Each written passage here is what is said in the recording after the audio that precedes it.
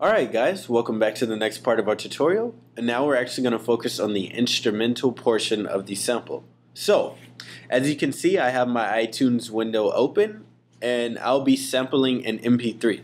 However, you can use vinyl records, YouTube, MP3s, etc. as your sound source. Or, you can even go outside and do some field recording and use that. It really doesn't matter. Your options are honestly endless. Okay, so, next, pretty much what you want to do is listen for the section of the song in which I'll call the Easter egg. So basically it's the parts that you want to use, and odds are it's going to be solely instrumental. However, it could have heavy voiceover as well. However, in my experience, I've used parts that feature more so the vocals as parts for the chorus to, I guess, direct and give the song a sense of character in which my lyrics will follow. So, I will now go ahead and preview this song in iTunes, so I hope you guys enjoy. Alright, let's listen.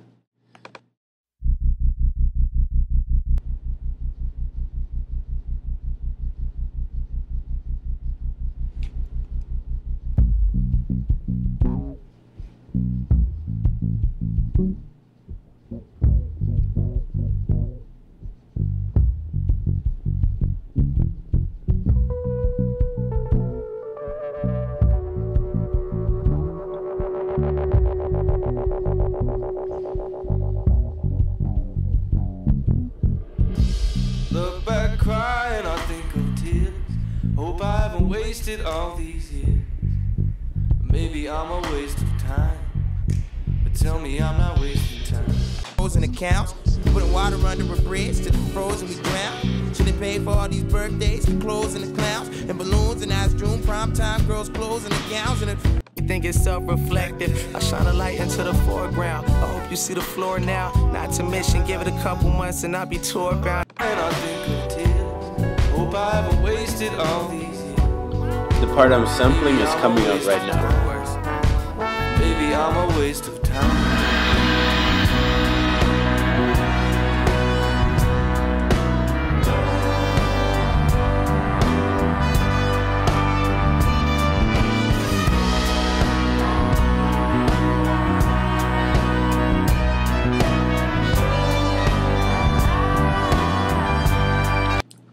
So basically that's the section. It does extend a few more seconds, however, just to give you guys a preview.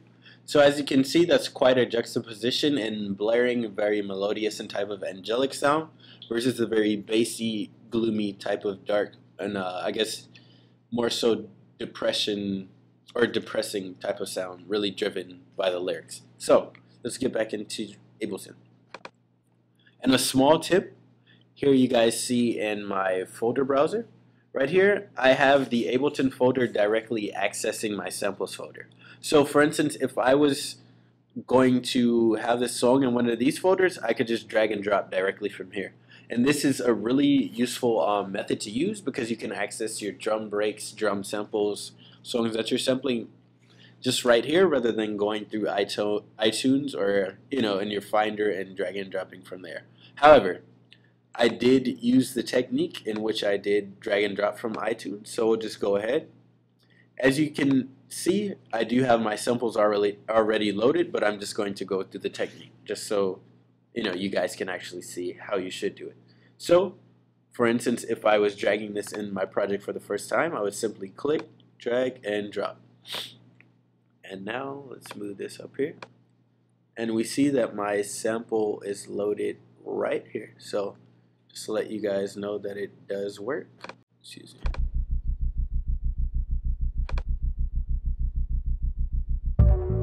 And it is indeed generating audio. Okay. So that being said, we're going to move forward. So I'll delete this because I already have this loaded here. And I sectioned out that specific part of the sample that I did play for you guys in iTunes with the start and the end markers right here. So I did take this sort of middle section of the song. Alright, and now I'll let you guys hear the actual drum loop that I'll be using.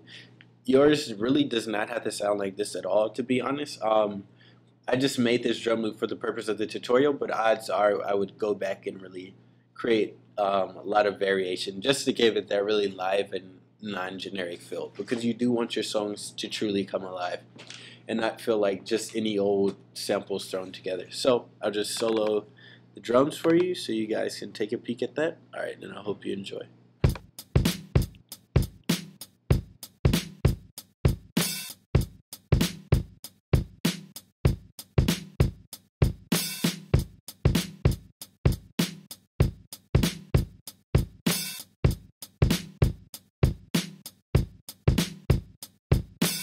Alright, so as you can see, very basic.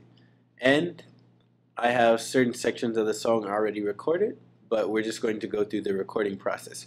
So as you can see, I'll unsolo that. We have our track armed, therefore we're able to record on this track. However, unarm it and now we cannot. So just make sure that your MIDI track with your audio on it is armed, and then you're good to go. So now we'll go ahead and we'll just record, let's see here. I guess we might as well just record the chorus. Alright, so let's get into it. Alright, so basically we're just going to click record, let our metronome count us in, and start recording. Alright, let's do it.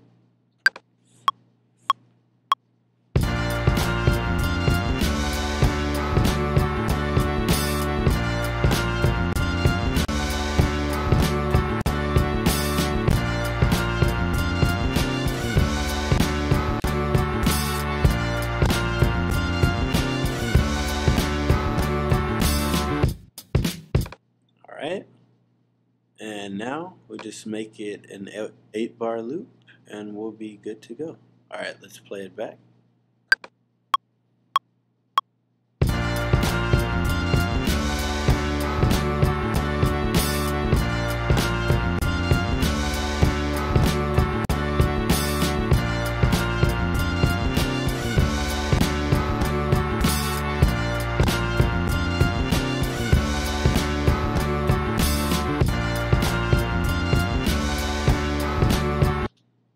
Alright, just minor changes, basically lining up the starting points of our notes.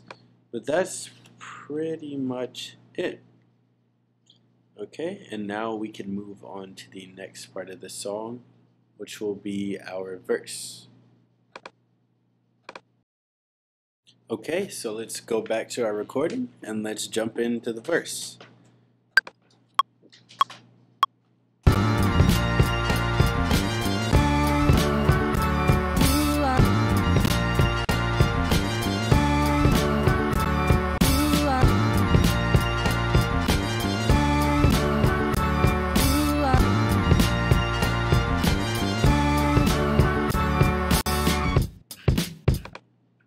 Alright, so you guys might have heard some glitching going on. Sometimes your program will do that and it might slightly throw you off, but basically it's just a matter of going back in to your notes and just slightly adjusting them. So I'm just clicking and dragging right and basically just manually quantizing them, putting them right on that line.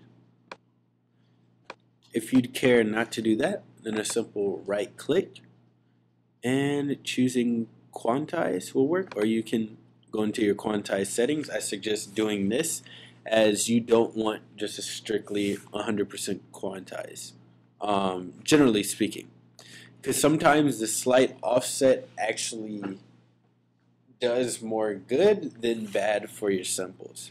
So you don't want things to be perfectly lined up, especially if it's an actual more so choppy part of the song that you have. So, say for instance you don't cue every sample on the beat like I was doing. You might cue something in the middle and not exactly on the snare. Then you don't exactly want to quantize everything, because say for instance, let's zoom in and you had a note placed here and it will work with the timing, but you quantize 100% and it placed it somewhere around here. That wouldn't exactly work and would throw off your instrumentals. So quantizing, it's not tricky, but you just got to be sure if you're going to allow the computer to do it that you choose the right percentage. Alright, so that's basically how you record, and next we're going to get into actual effects. So I guess how to bolster our drums specifically. Alright, so see you guys soon.